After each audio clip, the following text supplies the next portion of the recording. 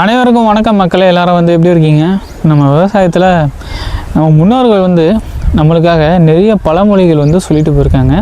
அது வந்து இன்னமும் வந்து ஒரு சில பேருக்கு வந்து தெரியாமல் இருக்குது. நான் வந்து இதுக்கு முன்னாடி ஏகப்பட்ட வீடியோ, ஒரு சில ஷார்ட்ஸ்லாம் வந்து பழமொழி வந்து சொல்லியிருப்பேன். அந்த வீடியோட லிங்க்கும் டிஸ்கிரிப்ஷனில் வந்து கொடுக்குறேன். அண்ட் இந்த வீடியோவில் உங்களுக்கு வந்து இன்னும் ஒரு 4 பழமொழி வந்து எடுத்துகிட்டு வந்திருக்கேன். ஸோ ஃபஸ்ட்டு வந்து என்னென்னா, குளம் பரப்பி கோமியம் சேர் அப்படின்னு. இப்போ நம்ம நெல்லெல்லாம் வந்து அறுவடை பண்ணதுக்கப்புறம் நம்மளோட மாடுகளுக்கு வைக்கோல் வந்து எடுத்து வைப்போம் இல்லையா? அப்படி அந்த வைக்கோல் வந்து ஒரு கட்டத்துக்கு மேலே ரொம்ப நாளாக இருந்து அழுகி போயிடும். அதாவது ரொம்ப அழுக ஆரம்பிச்சிடும். அப்படி அழுகின வைக்கோலை தனியாக எடுத்துகிட்டு வந்து சின்ன குளம் மாதிரி வெட்டி அதை வந்து போட்டு அது கூட நல்லா கோமியம் வந்து தெளித்து விடணும். ஸோ இப்படி இந்த கோமியம் தெளிக்கிறதுனால அந்த வைக்கோல் வந்து சீக்கிரமாக வந்து கரைஞ்சி நம்மளுக்கு வந்து நல்ல ஒரு உரமாக வந்து கிடைக்கும். அது மட்டும் இல்லாமல் கோமியத்தில் வந்து நைட்ரஜன் அதிகமாக இருக்குன்னா, அதாவது தலைச்சத்து வந்து அதிகமாக இருக்கிறனால அந்த உரத்துலேயும் வந்து பார்த்தீங்கன்னா தலைச்சத்து வந்து ரொம்ப வந்து அதிகமாக இருக்கும். அப்போ நம்ம எந்த ஒரு அழுகின வைக்கோலையும் வந்து வேஸ்ட் பண்ணாமல் எடுத்துகிட்டு வந்து தனியாக ஒரு இடத்துல வந்து போட்டு அது கூட கோமியம் சேர்த்து அதை வந்து நல்லா வந்து மக்க விட்டிங்கன்னா, அதுக்கப்புறம் அது மக்கி நம்மளுக்கு கிடைக்கிற உரத்தில் நைட்ரஜன் அதிகமாக இருக்கும். அதாவது செடிகளுக்கு கொடுக்கறது மூலமாக நல்ல வளர்ச்சி வந்து பார்க்க முடியும், நல்ல மகசூல் வந்து எடுக்கலாங்க.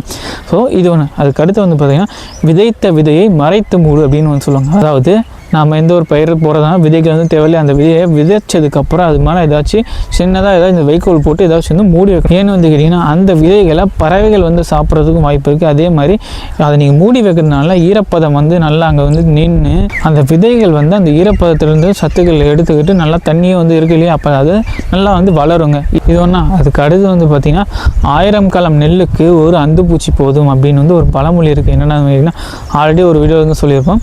இப்போ திரும்ப சொல்கிறேன். ஒரு களம் என்பது 28 கிலோ. 1000 கலம்னா 28,000 கிலோ நெல்மணிகளை மூட்டையாக வந்து கட்டி நம்ம வந்து குடோன்லேருந்து வச்சுருப்போம் இல்லையா?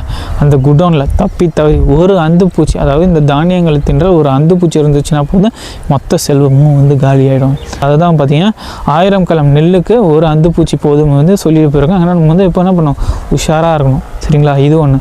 இப்போ அதுக்கடுத்து வந்து பார்த்திங்கன்னா, புழுவை தின்ன புல்லினம் உதவும். அதாவது நம்ம வயலில் இருக்க புழுக்களை வந்து சாப்பிட, புழுத்தொல்லை வந்து அதிகமாக இருக்க, காய்ப்புழு வரட்டும் எதுவாக இருக்கணும், அதுக்கு நம்ம வந்து கெமிக்கல் அடிக்கிறது விட்டு பறவைகள் அதிகமாக வர வச்சோம்னா அந்த பறவைகளே அந்த புழுவை பிடிச்சி சாப்பிடுங்க. சரிங்களா? இதெல்லாம் வந்து பார்த்திங்கன்னா புழுவை தின்ன புல்லினம் உதவும் வந்து சொல்லிட்டு போயிருக்காங்க. அழகாக பாருங்கள், நம்ம முன்னோர்கள் வந்து ஏகப்பட்ட இது வந்து ரொம்ப நல்லதாக வந்து சொல்லிட்டு போயிருக்காங்க. ஆனால் இது வந்து இன்னும் ஒரு சில பேருக்கு தெரியாமல் இருக்குது. ஸோ இதை வந்து நீங்கள் கொஞ்சம் தெரிஞ்சுக்கிட்டீங்கனாலே உங்களால் இயற்கை விவசாயத்தில் கண்டிப்பாக வந்து வெற்றி அடைய முடியும். அண்ட் இதை பற்றி நம்ம நிறைய வந்து போட்டுட்ருக்கோம். இனிமேலும் இன்னும் நிறைய பழமொழி இருக்குது, நான் வந்து கண்டிப்பாக சொல்லுவேன். ஸோ இந்த மாதிரி நிறைய பழமொழிகள் தெரிஞ்சுக்கோங்க, இயற்கை விவசாயத்தை பற்றி தெரிஞ்சுக்கோங்க. மறக்காம சேனல் சப்ஸ்கிரைப் பண்ணுங்கள். அண்ட் இதே மாதிரி உங்களை அடுத்த வீடியோ சந்திக்க நன்றி, வணக்கம். அழகா மனதை அதன் போக்குக்கே விட்டுவிட்டால் அதற்கு காட்டு யானை பலம் வந்துவிடும்.